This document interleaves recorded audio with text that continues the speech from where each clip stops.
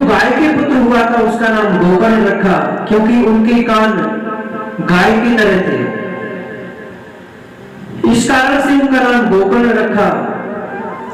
और जो धुंधली का पुत्र था उसका नाम धुंधगारी रखा। कालांतर में दोनों पुत्र बड़े होने लगे। जब बड़े हुए तो दोनों ख्याति प्राप्त कर रहे हैं। देखिए, एक तो हो रहा है विख्यात और दूसरा हो रहा है कुख्यात। आत्मदेव जी दोनों को शिक्षा देना चाहते हैं समान रूप से, लेकिन धुंधकारी के कर्म, जुआ खेलना, बुरे लोगों की संगत करना, देखिए संगत का बहुत बड़ा असर होता है हमारे जीवन में कि हम किस तरह की संगत करते हैं। अगर आपको किसी व्यक्ति के बारे में जानना है, किसी भी व्यक्ति के बारे में आपको पता लगाना है कि इसका स्वभाव कैसा है, इसके कर्म कैसे हैं, तो आपको कुछ देखने की आवश्यकता नहीं है, आपको उसे कुछ नहीं पूछना है। सिर्फ उसके दोस्तों के बारे में आप जान लीजिए कि इसकी संगत कैसी लोगों में है, यह कहां बैठता है, क्या करता है। क्योंकि नीति शास्त्र कहता है समान शीलम व्यसनेषु शक्यम, मृगा मृगई संग मनु प्रजंती गावश्च गोभी दुर्गा द्रुंगे, मूर्खाश्च मूर्खै शुद्ध्या सुधी भी समान शीलम व्यसनेषु शक्यम। गाय हमेशा गाय के साथ रहेगी, घोड़ा घोड़ा के साथ रहेगा, और मूर्ख मूर्ख के साथ रहेगा, और जो विद्वान होगा वह हमेशा विद्वान के साथ रहेगा। अर्थात समझदार व्यक्ति कभी भी मूर्खों की संगत नहीं करेगा, क्योंकि संगत का बहुत बड़ा असर होता है हमारे जीवन में। संगत से ही हमारी रंगत बदल जाती है। अगर आप ऐसी लोगों की संगत करेंगे जिनके दिमाग में हमेशा नेगेटिव विचार ही चलते रहते हैं, तो एक दिन ना एक दिन आपके अंदर भी नकारात्मक विचार उत्पन्न होने ही लगे। तो हमेशा हमें चाहिए कि संगत किस तरह से की जाए, क्योंकि संगत से सुधरे नर मूर्ख, नून की संगत भोजन में।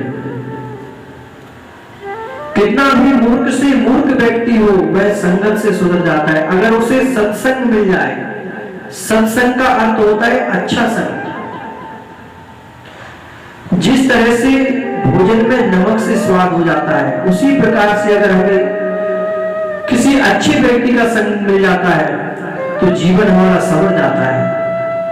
इसीलिए सभी वेद शास्त्र उपनिषद कहते हैं कि भद्रं कर्णेभिः शृणुयामा। हम सुनना भी चाहते हैं तो हमें कल्याणकारी सुनना चाहिए। अगर हम कुछ देखना ही चाहते हैं तो कल्याणकारी दृश्य देखें,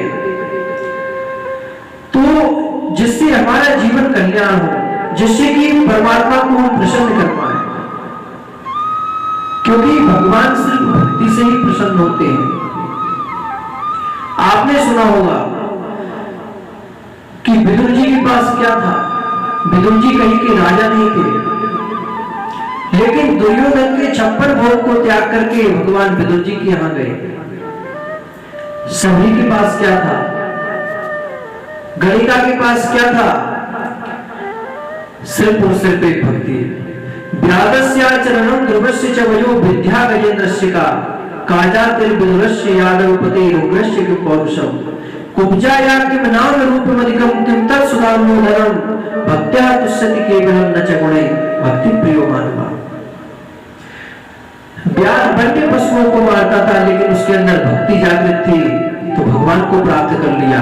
अगर महाराज अग्रसेन जी को देखिए, वह इतने ज्यादा बलवान नहीं थे, कोई वीर नहीं थे, उनके ही पुत्र कंस ने उन्हें जेल में कारागार में डाल दिया था, लेकिन भगवान के चरणों में रति थी, प्रेम था, तो भगवान को प्राप्त किए।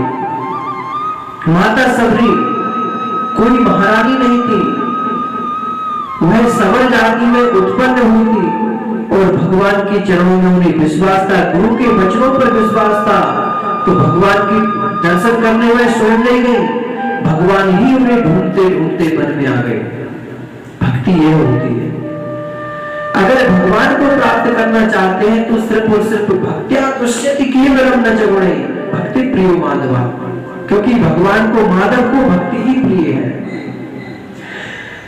तो गोपाल जी महाराज तो भक्ति में लीन होते जा रहे, कथा करते, सत्संग करते, और धुंधकारी इधर कहीं चोरी करता, कहीं जुआ खेलता, कभी कभी झगड़ा करता। आत्मदेव जी उसके कर्मों को देख करके बहुत दुखी होने लगे। आत्मदेव जी सोचते हैं कि पहले मैं दुखी था, मेरे पुत्र नहीं है, पुत्र नहीं है, और आज आत्मदेव जी क्यों दुखी है? बोले पुत्र है तो क्यों है? क्योंकि हो जाए पुत्र को पुत्र कहे,